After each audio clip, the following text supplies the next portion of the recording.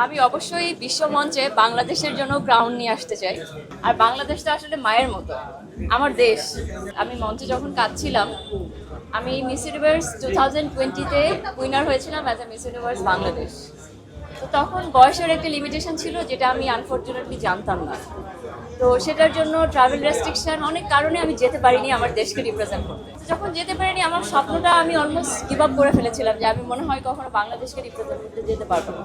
আর বাংলাদেশটা আসলে মায়ের মতো, আমার দেশ। তো তারপরে যখন মিস ইউনিভার্স থেকে হঠাৎ করে বললো যে মিস ইউনিভার্সে এখন আর কোনো বয়সের লিমিটেশন নাই, কোনো লিমিটেশন নাই, তখন আমার কাছে মনে হলো যে না, স্বপ্নটা তার মানে এখনো আমার আছে, আমি আই ক্যান গো। তারপরে 3 বছর আমি ট্রাই করেছি মিস ইউনিভার্সে যাবার জন্য, অ্যান্ড 3 বছর পরে আমি আমার স্বপ্নের চূড়ান্তে এসেছি, এবং আজকে আমি আপনাদের সামনে মিস ইউনিভার্স বাংলাদেশ 2025 হিসেবে দাঁড়িয়েছি। ক্রাউন নিয়ে আসতে চাই বাংলাদেশে, নো টপ 5, ওটার জন্য আমি চেষ্টা করব। আমার খুব ইচ্ছা ছিল যে আমি খুব ছোট বয়সে বিয়ে না করে আমি পড়াশোনা শিখতে চাই।